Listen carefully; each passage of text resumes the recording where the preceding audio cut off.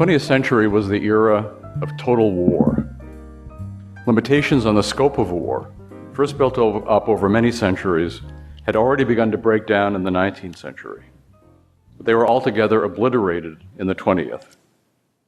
And of course, the sheer amount of resources the centralized states could bring to bear in war, and the terrible new technologies of killing that became available to them, made the 20th century an era of almost unimaginable horror. It isn't terribly often that people discuss the development of total war in tandem with the development of modern central banking, which, although antecedents existed long before, also came into its own in the 20th century. It's no surprise that Ron Paul, the man who in public life has done more than anyone else to break through the limits of what is permissible in polite society to say about both these things, has also been so insistent that the twin phenomena of war and central banking are linked. Quote, "It is no coincidence," Dr. Paul said, "that the century of total war coincided with the century of central banking." He added, "If every American taxpayer had to submit an extra $5,000 or $10,000 to the IRS this April to pay for the war, I'm certain it would end very quickly. The problem is that the government finances war," says Dr. Paul, "by borrowing and printing money rather than presenting a bill directly in the form of higher taxes. When the costs are obscured, the question of whether the war is worth it becomes distorted." For the sake of my remarks today, I take it as a given that Murray Rothbard's analysis of the true functions of central banking is correct. Rothbard's books, The History of Money and Banking in the Colonial Era to World War II, The Case Against the Fed, The Mystery of Banking, What Has Government Done to Our Money, provide the logical case and the empirical evidence for his view. And I refer to you to those sources for additional details, and of course they're all available at the bookstore. For now, I also take it as uncontroversial that central banks perform three significant functions for the banking system and the government.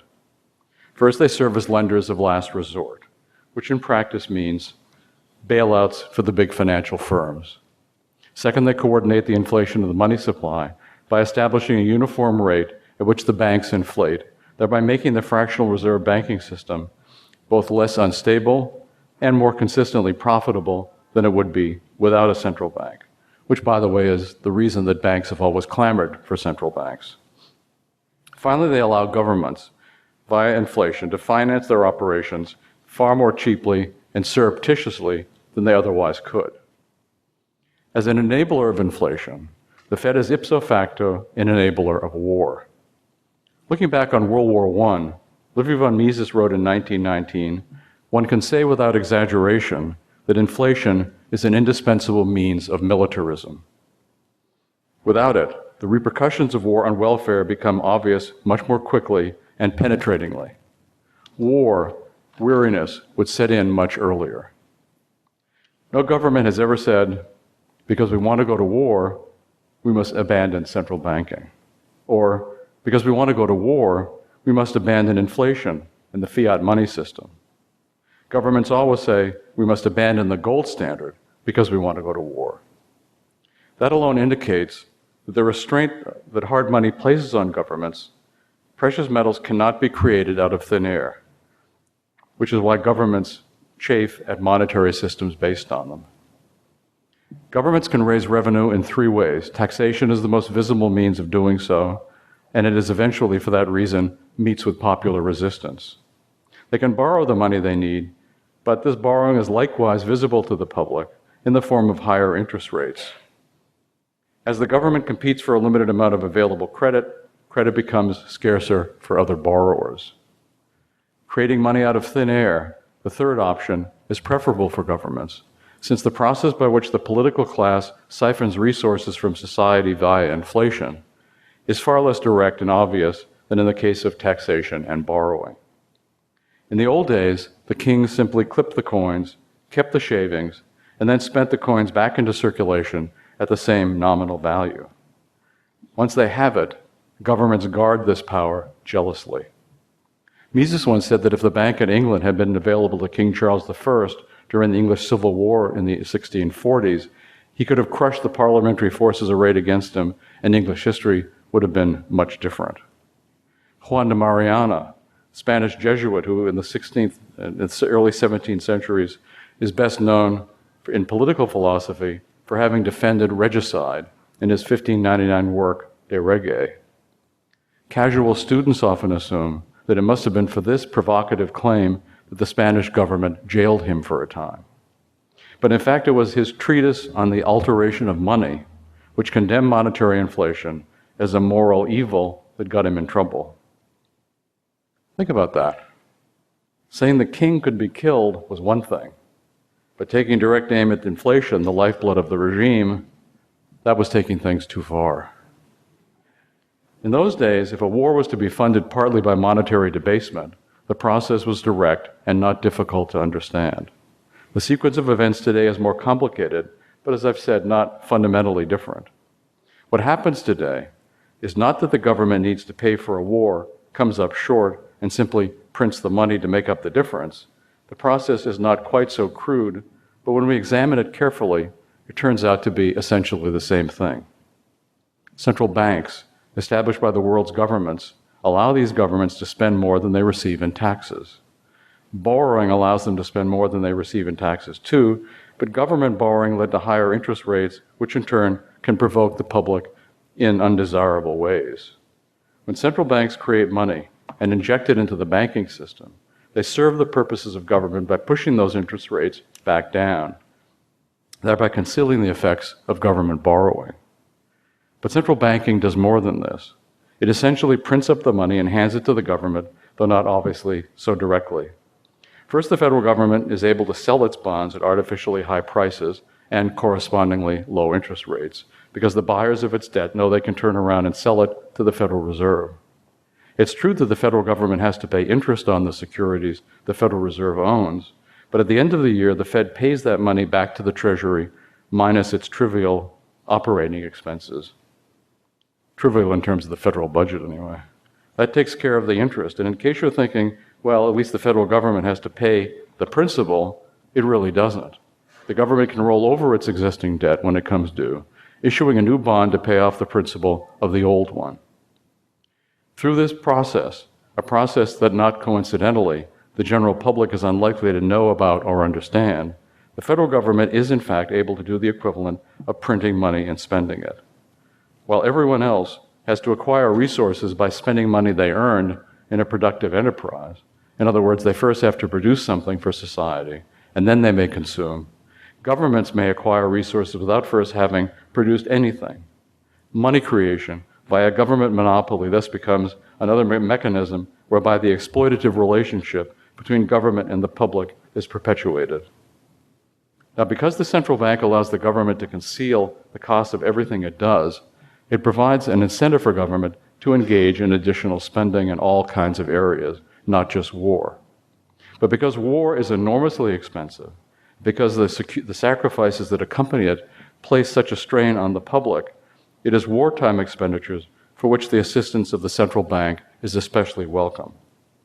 The Federal Reserve System, which was established in late 1913 and opened its doors the following year, was first put to the test during World War I. Unlike some countries, the U.S. did not abandon the gold standard during the war, but it was not operating under a pure 100% gold standard in any sense. The Fed could and did engage in credit expansion. On Mises.org, we feature an article by John Paul Koning that takes the reader through the exact process by which the Fed carried out its monetary inflation in those early years. In brief, the Fed essentially created money and used it to buy war bonds, to add war bonds to its balance sheet. Benjamin Anderson, the Austro-sympathetic economist, observed at the time, quote, "The growth in virtually all of the items on the balance sheet of the Federal Reserve System since the United States entered the war has been very great indeed." The Fed's accommodating role was not confined to the wartime itself. In America's Money Machine, Elgin Grosclose wrote, "Although the war was over in 1918 in a fighting sense, it was not over in a financial sense. The Treasury still had enormous obligations to meet, which were eventually covered by a victory loan. The main support in the market, again, was the Federal Reserve." Monetary expansion was especially helpful to the U.S. government during the Vietnam War. Lyndon Johnson could have both his Great Society programs and his overseas war, and the strain on the public was kept, at first at least, within manageable limits. So confident had the Keynesian economic planners become that by 1970, Arthur Okun, one of the decade's key presidential advisors on the economy, was noting in a published retrospective that wise economic management seemed to have done away with the business cycle. But reality could not be evaded forever, and the apparently strong war economy of the 1960s gave way to the stagnation of the 1970s. There is a law of the universe, according to which every time the public is promised that the boom-bust business cycle has been banished forever, a bust is right around the corner. The month after Okun's rosy book was published, the recession began. Americans paid a steep cost for the inflation of the 1960s. The loss of life resulting from the war itself was the most gruesome and horrific of these costs, but the economic devastation cannot be ignored. As many of us well remember, years of unemployment and high inflation plagued the U.S. economy. The stock market fared even worse. Mark Thornton points out that, quote, in May 1970, a portfolio consisting of one share of every stock listed on the big board was worth just about half of what it would have been worth at the start of 1969. The high flyers that had led the market of 1967 and 1968, conglomerates, computer leasers, far-out electronics, franchisers, were precipitously down from their peaks. Nor were they down 25% like the Dow, but 80, 90, or even 95%. The Dow index, continues Dr. Thornton, shows that stocks tended to trade in a wide channel for much of the period between 1965 and 1984. However, if you adjust the value of the stocks by price inflation, as measured by the Consumer Price Index, a clearer and more disturbing picture emerges. The inflation-adjusted or real purchasing power of the Dow indicates that it lost nearly 80% of its peak value. And for all the talk of the Fed's alleged independence, it is not even possible to imagine the Fed maintaining a tight money stance when the regime demands stimulus or when the troops are in the field. It has been more than accommodating during the so-called war on terror. Consider the amount of debt purchased every year by the Fed and compare it to that year's war expenditures, and you will get a sense of the Fed's enabling role. Now, while it's true that a gold standard restrains government, it's also true that governments have had little difficulty finding pretexts, war chief among them, to abandon the gold standard. For that reason, the gold standard in and of itself is not a sufficient restraint on the government's ambitions at home and abroad. As we look to the future, we must cast aside all timidity in our proposals for monetary reform.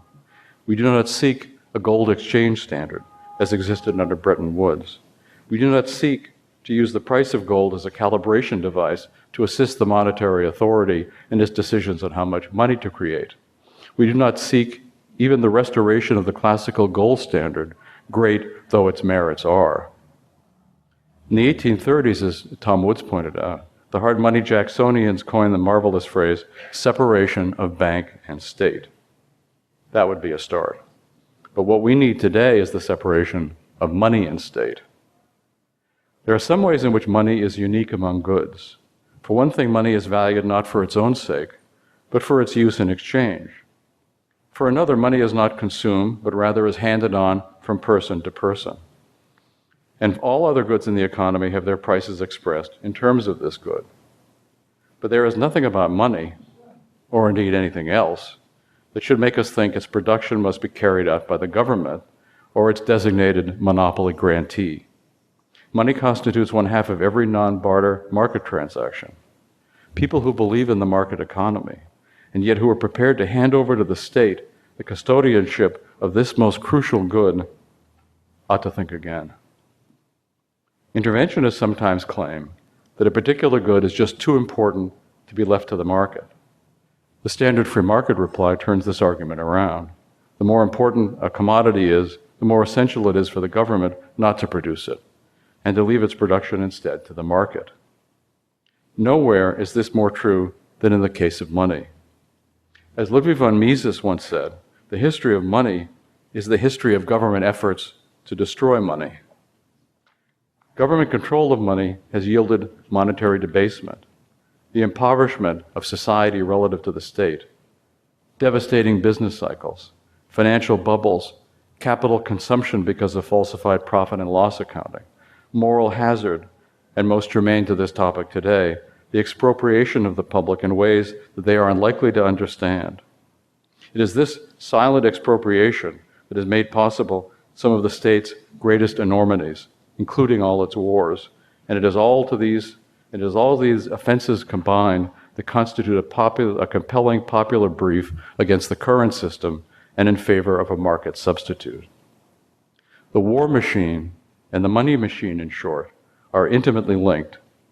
It is vain to denounce the moral grotesqueries of the U.S. empire without at the same time taking aim at the indispensable support that makes it all possible. If we wish to oppose the state and all its manifestations, its imperial adventures, its domestic subsidies, its unstoppable spending and debt accumulation, we must point to their source, the central bank.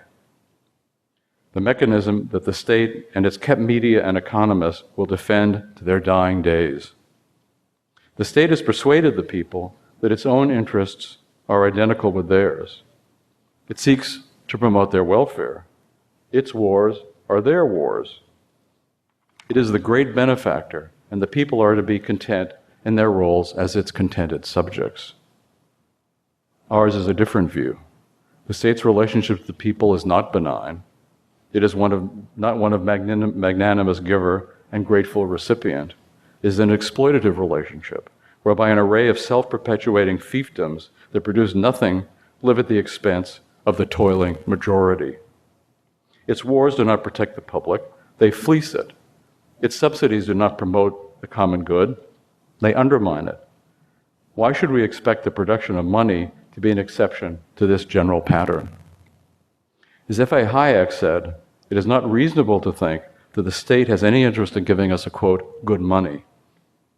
What the state wants is to produce the money or have a privileged position vis-a-vis the source of the money so that it can dispose largesse on its favored constituencies. We should not be anxious to accommodate this. The state does not compromise, and neither should we. In the struggle of liberty against power, few enough will oppose the state in the conventional wisdom it urges us to adopt. Fewer still will reject the state and its programs root and branch. We must be those few as we work towards a future in which we are the many. This is our mission today, as it has been the mission of the Mises Institute for the past 30 years. With your support, we shall at this critical moment carry on publishing our books and periodicals, encouraging research and promotion of the Austrian school, both in the profession and with the general public, and continue the training of tomorrow's champions of the economics of freedom. Thank you.